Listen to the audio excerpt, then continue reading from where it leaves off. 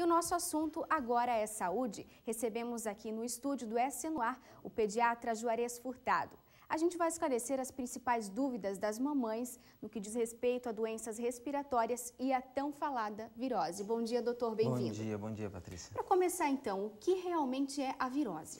Então, na verdade, no universo infantil das crianças, existem os quadros infecciosos. E as infecções, na verdade, existem 3 bichinhos vilões que mais atingem, que são os fungos, as bactérias e os vírus.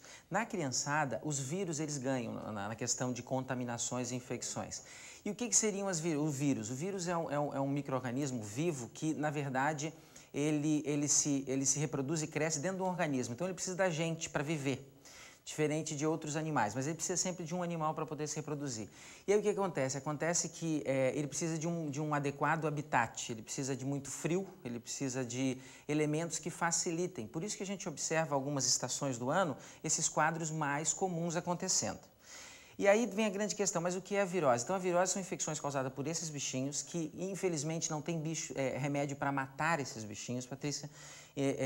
Infelizmente a gente precisa muito do quê? Do elemento calor e da febre, por exemplo, que na verdade é uma grande amiga, não é uma inimiga que nós temos, que infelizmente se coloca na indústria do medo como uma inimiga. Na verdade a febre é nossa grande parceira e nossa grande amiga para tratar e cuidar das crianças. Então as viroses é um quadro mais comum, chega a ser 80% a 90% das infecções causadas em crianças por vírus. E quando a gente fala em infecções, a gente vai falar em tratamento e a mamãe já fica preocupada e tem que usar um antibiótico. Nesses casos não adianta usar um antibiótico.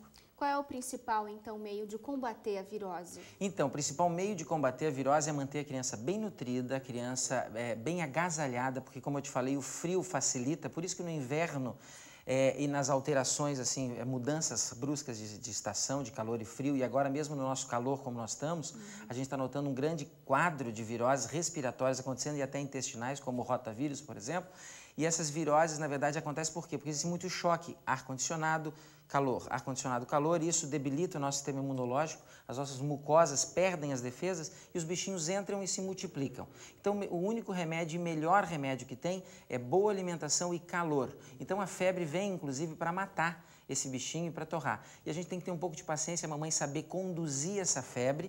Por quê? Porque dela sabendo conduzir, a criança passa 1, 2 dias tendo alguns picos febris, mas está ali literalmente torrando e matando esse bichinho, que é a única maneira de matá-lo e de acabar com essa reprodução.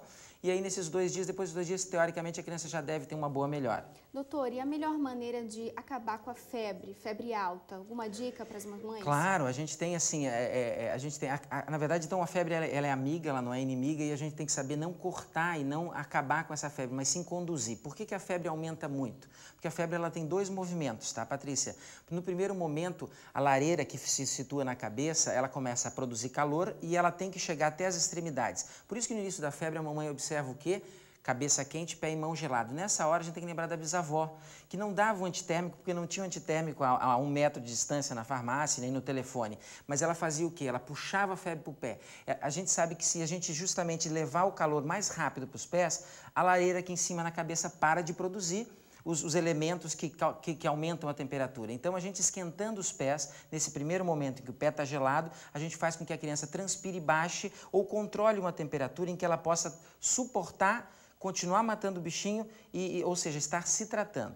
Aí, num segundo momento, que é o mais comum, que todo mundo sabe e atua e que os colegas acabam prescrevendo para as mães, que é botar na água fria e resfriar, é só quando a febre já chegou no pé. Ou seja, quando a criança está toda quente, aí sim, mamãe, é hora de dar um banho morno nela, que daí ela não vai sair do banho morno tremendo e chegando a 40 depois. Ela só vai tremer porque a febre ainda não tinha chego no pé. Então, se a gente respeitar isso, com calor e com febre, fazendo ela conduzir e controlar, a gente mata esse bichinho em 1, 2 dias. Doutor, e agora as principais dicas para mamães nesses tempos instáveis? De manhã friozinho, à tarde esquenta, as crianças ficam resfriadas e tudo mais. É muito comum. Então, primeira dica? Boa alimentação. Então, assim, a gente deve voltar a relembrar da bisavó e da tataravó que tinha uma boa saúde. Por quê? Porque comiam da terra, não comiam das prateleiras nem dos laboratórios, que nem a gente faz hoje, dos mercados. Então, assim, alimentação natural, frutas e verduras, sempre colocando, na verdade, a mãe que tem que controlar esse tipo de coisa e tem que orientar a criança e exigir que isso aconteça. Então, uma boa alimentação, com bastante líquidos, hidratação. E outra coisa, já que a gente está falando que a única arma para matar esses vírus é calor, manter a criança agasalhada. Agasalhada como? Principalmente extremidades, principalmente pés. Então a bisavó estava certa quando ela dizia que para ter saúde tem que ter pé quente e cabeça fria. Então a gente tem que manter as crianças sempre agasalhadas. Aquela coisa de andar descalço, antigamente tinha taco, era quentinho. Hoje não, a gente tem um piso gelado. O que acontece? Você resfria lá embaixo, facilita inflamações aqui em cima. Então a gente tem que manter agasalhado as extremidades, boa hidratação e boa nutrição. E cuidar da entrada de ar-condicionado, saída de ar-condicionado, isso tem que ter um certo controle. E acompanhando com um colega. Doutor, a gente agradece a sua participação aqui no SC no Ar. Obrigado pelo convite. E em breve também a gente vai estar dando dicas de saúde com o Dr. Juarez toda semana, não perca.